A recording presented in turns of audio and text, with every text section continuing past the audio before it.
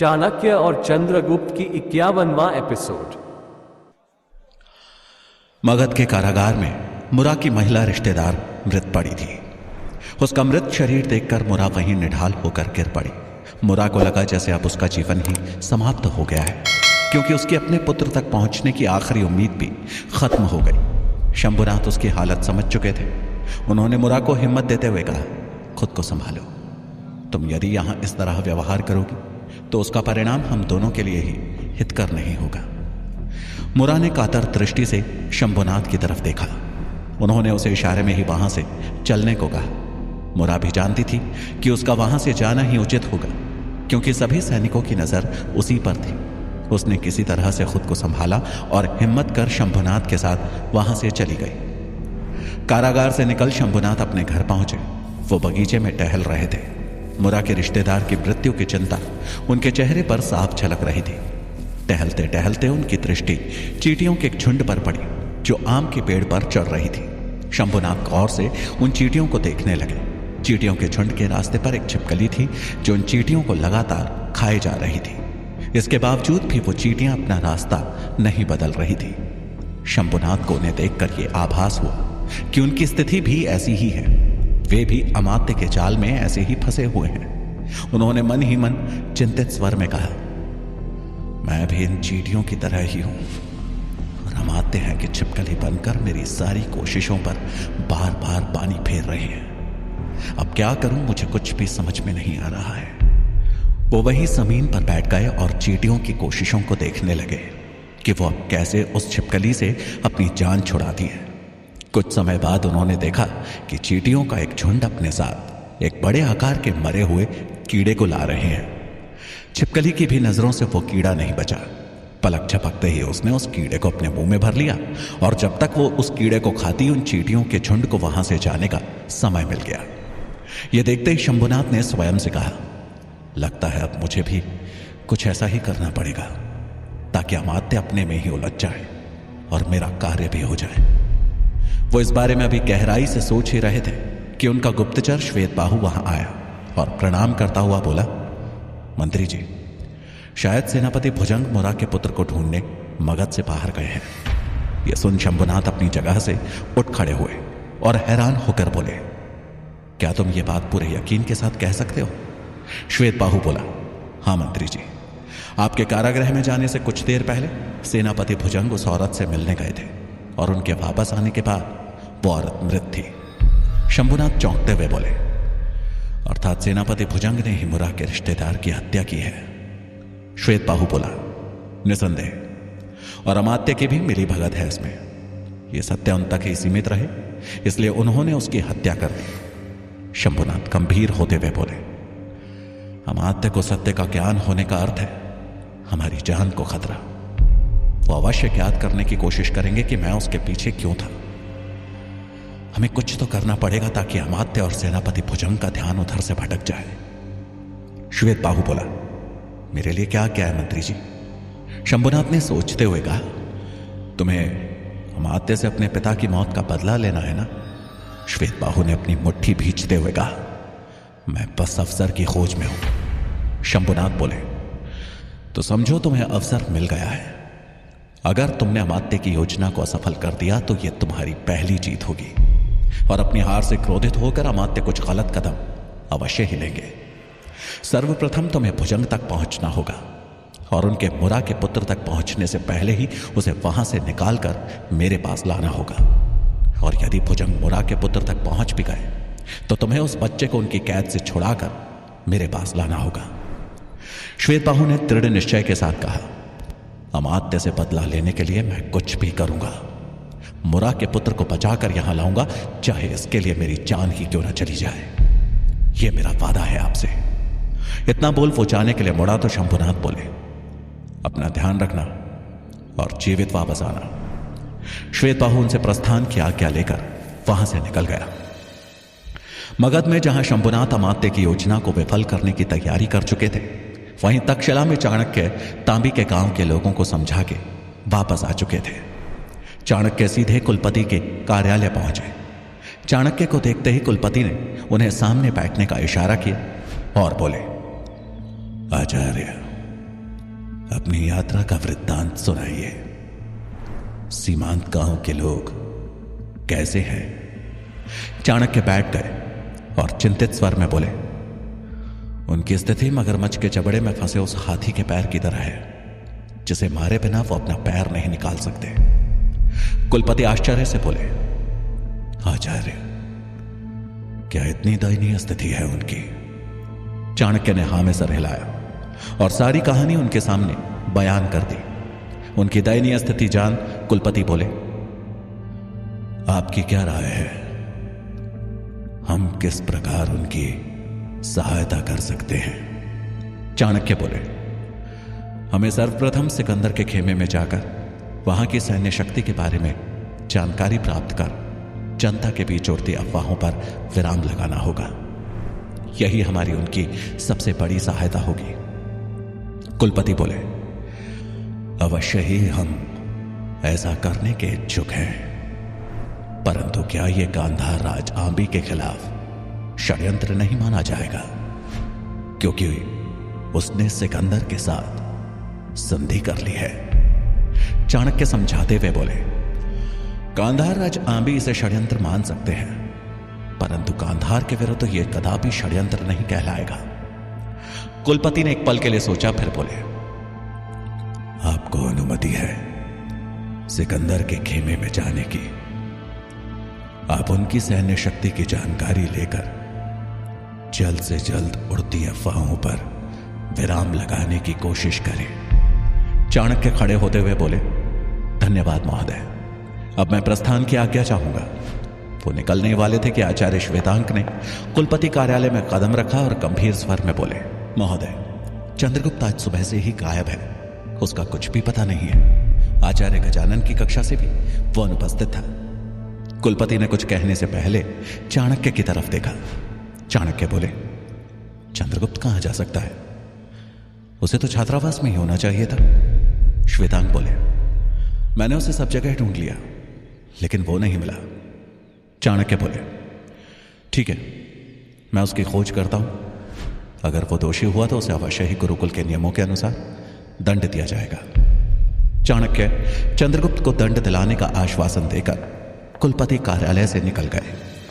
तक्षशिला में जहां चाणक्य अब चंद्रगुप्त की खोज पे निकल पड़े थे, वहीं मगध में मुरा अपने पुत्र को वापस पाने की उम्मीद छोड़ चुकी थी। मुरा खुद को दंड दे रही थी। वो रसोई में कार्य तो कर रही थी, लेकिन उसे कुछ भी होश नहीं था। उसे देख ऐसा लग रहा था जैसे उसके रिश्तेदार की मृत्यु उसके पुत्र की मृत्यु है। वहीं एक थी जिसे उसके पुत्र के बारे में जानकारी थी।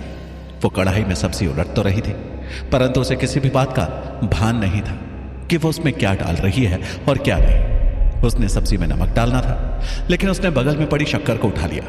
वो उसे सब्जी में डालने ही वाली थी कि विशाखा वहां पहुंच गई और उसका हाथ पकड़कर उसे रोकते हुए बोली, दीदी क्या कर रही हैं आप? शक्कर है वो।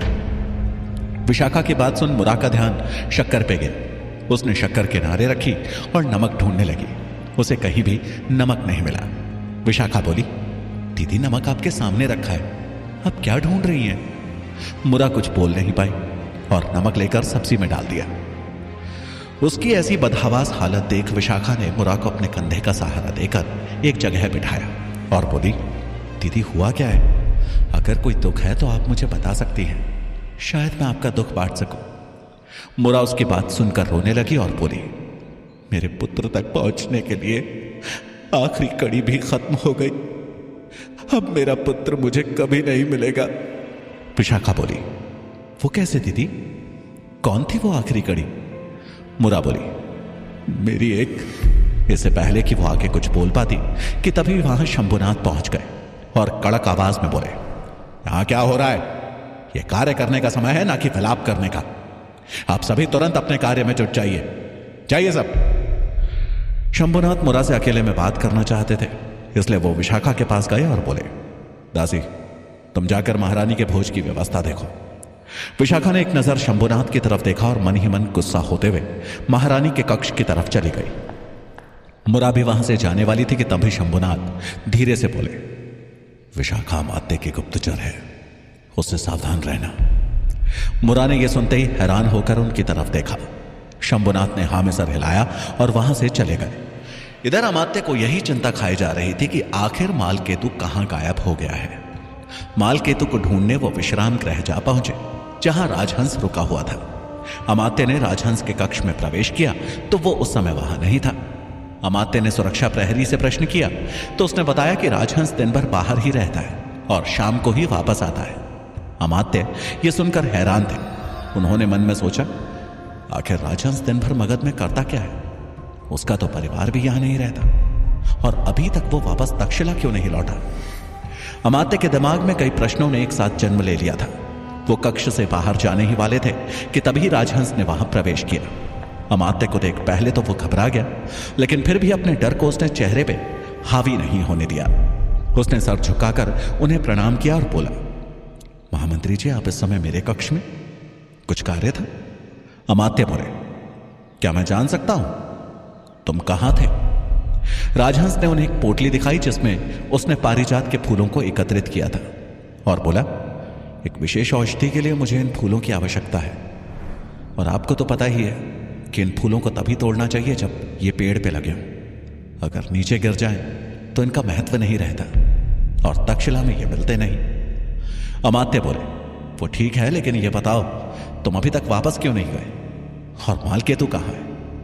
मालकेतु की बात सुनकर राजहंस सकपका गया, लेकिन खुद को संभालते हुए बोला, मैं भी मालकेतु की ही प्रतीक्षा कर रहा हूं। उसने कहा था कि वो आचार्य गजानन के लिए कोई विशेष सूचना देगा, लेकिन पता नहीं कहां गायब हो गया।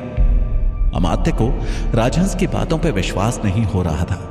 वो फिर बोले, तुम सत्य कह रहे हो, क्योंकि आखिरी बार उसे तुम्हारे ही कक्ष में आते देखा गया था। राजहंस बोला, आप सही कह रहे हैं, लेकिन वो यहां से तुरंत ही चला गया और अभी तक नहीं आया। यह देखिए, उसका सामान भी यहीं पड़ा है। अमात्य ने देखा कि मालकेतु का खंजर और अन्य अस्त्र वहीं रखे हुए हैं। निराश होकर अमात्य वहां से चले गए। उनके जाते ही राजहंस ने गहरी सांस ली और मन ही मन बोला, मुझे यह बात मंत्री शंभुनाथ को बतानी होगी। इधर तक्षशिला में चाणक्य चंद्रगुप्त का पता लगाते हुए सीधे सूरजमल के आश्रम जा पहुंचे। उन्होंने देखा चंद्रगुप्त वहीं चारपाई पर लेटा हुआ था। सुकन्या और सूरजमल भी वहीं थे। चाणक्य को देखते ही सूरजमल बोला, प्रणाम आचार्य, आप कब आए? चाणक्य ने चंद्रगुप्त की तरफ देखकर सीधा प्रश्न किया, चंद्रगुप्त को क्या हुआ? सूरजमल को कोई जवाब देते नहीं बना। तभी चंद्रगुप्त चारपाई पर बैठता हुआ बोला, प्रणाम आचार्य, मुझे एक सर्प ने पैर में काट लिया था, इसलिए मेरी ऐसी हालत हो गई। तभी चाणक्य की नजर चंद्रगुप्त की बांह पर गई, जहां राजकुमार पब्बत की तलवार से कटने का जख्म था। चंद्रगुप्त को जैसे ही इसका आभास हुआ, वो तुरंत दूसरे हाथ से उस जख्म को छिपाने का नाटक करने लगा। चाणक्य समझ गए कि चंद्रगुप्त उनसे झूठ बोल रहा है। वो कठोर स्वर में बोले, जिस प्रकार बादल सूर्य की रोशनी को ज्यादा समय तक नहीं रोक सकता, उसी प्रकार झूठ की परत सत्य को ज्यादा समय तक नहीं छिपा सकती। इतना बोल उन्होंने सूरजमल की तरफ देखा तो सूरजमल ने चुपचाप अपना सर झुका लिया। तब चाणक्य ने गुस्से में कहा, अगर तुम लोगों को झूठ का ही सहारा चाहिए तो मैं तुम्हारा साथ नहीं दे सकता। गुरु शिष्य का रिश्ता कभी भी झूठ की नींव पर नहीं टिक सकता। आज से हमारे रास्ते अलग होते हैं। वो जाने के लिए मुड़े कि तभी चंद्रगुप्त ने पीछे से उनका पैर पकड़ लिया और रोते हुए बोला, आचार्य क्षमा कर दे, हमें आपके दंड का भय था, इसलिए हम सत्य नहीं बता रहे थे, लेकिन हमें छोड़कर ना जाइए इस प्रकार, मैं आपको सब सत्य बताता हूं। उसकी बात सुनकर चाणक्य मुड़े और बोले, सत्य, सिर्फ और सिर्फ सत्य कहना। चंद्रगुप्त ने एक सांस में उन्हें सारी घटना विस्तार पूर्वक सुना दी। चंद्रगुप्त से उस रात की सारी सच्चाई जानने के बाद चाणक्य को पब्बत पर बहुत क्रोध आया। उन्होंने मन ही मन कहा, पब्बत अब छल और कपट से अपने विरोधी की जान लेने पर आमादा है। ऐसा राजकुमार कभी किसी राज्य का भविष्य नहीं हो सकते। चाणक्य के भीतर क्रोध का ज्वालामुखी उबल रहा था, किंतु बाहर से वे बिल्कुल शांत नजर आ रहे थे। चाणक्य को शांत देखकर चंद्रगुप्त बोला, आचार्य, मुझे ज्ञात नहीं था कि वो ऐसा कुछ करेगा, किंतु आप चिंता मत कीजिए, उसकी इस हरकत का दंड मैं उसे अवश्य दूंगा, मैं उससे प्रतिशोध लूंगा। चंद्रगुप्त के चेहरे पर दृढ़ता झलक रही थी। चाणक्य गंभीर होकर बोले, जिनका जन्म उच्च कार्यों के लिए होता है वो प्रतिशोध लेने में अपना समय व्यर्थ नहीं करते। तभी सुकन्या बोली, किंतु आचार्य, पब्बत और वीरसेन को उनकी करनी का दंड मिलना ही चाहिए। चंद्रगुप्त ने भी उसकी बात पे सहमति जताते हुए कहा, हाँ आचार्य, मैं भी उन दोनों को सबक सिखाना चाहता हूं। चाणक्य समझाते हुए बोले, उन दोनों को सबक सिखाने के लिए बहुत समय है, किंतु अभी तुम्हें अपना भविष्य उज्जवल करना है। अगर सुकन्या ने भी तुम्हारी तरह पहले ही अपना प्रतिशोध ले लिया होता तो उसका प्रतिशोध तो पूरा हो जाता, लेकिन उसे उसका लक्ष्य नहीं प्राप्त होता। और बिना लक्ष्य के मनुष्य उस पागल हाथी की तरह होता है जो अपने सामने आने वाले किसी भी वस्तु को नष्ट कर देना चाहता है और अंततः स्वयं ही गड्ढे में जा गिरता है। इसलिए अपने क्रोध को नियंत्रण में रखो और प्रतिशोध छोड़ अपने लक्ष्य की तरफ अग्रसर हो।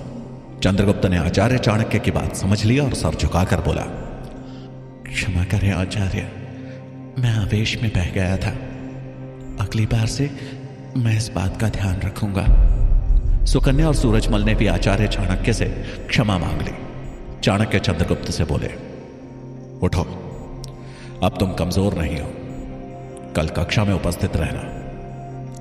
अब मुझे कुलपति महोदय को भी यह विश्वास दिलाना होगा कि तुम्हारी कोई गलती नहीं थी।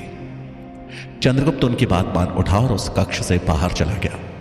सुकन्या भी उसके साथ जाने को हुई कि तभी आचार्य चाणक्य बोले, रुको पुत्री, तुम्हें हमारा एक कार्य करना है। सुकन्या तुरंत बोली, जी आचार्य। चाणक्य बोले, तुम्हें अब तैयार रहना होगा, अपना सामान बांध लो। सुकन्या बोली, किसी नई परीक्षा के लिए आचार्य? वैसे हम जा कहां रहे हैं? चाणक्य उसकी आंखों में देखते हुए बोले, हम नहीं, तुम जा रही हो, शीघ्र ही तक्षशिला छोड़ के। सुकन्या ने सुना तो हैरान रह गई। उसे लगा किसी ने उसके पैरों तले जमीन खींच ली हो। उसे अपने कानों पर विश्वास नहीं हो रहा था। क्या सुकन्या को सच में तक्षशिला से कहीं दूर जाना होगा? क्या अमात्य मालकेतु का सच जान पाएंगे? अमात्य को उलझाने के लिए शंभुनाथ कौन सा दाव चलेंगे? क्या होगा कहानी का अगला पड़ाव? जानने के लिए सुनिए चाणक्य का अगला भाग, सिर्फ और सिर्फ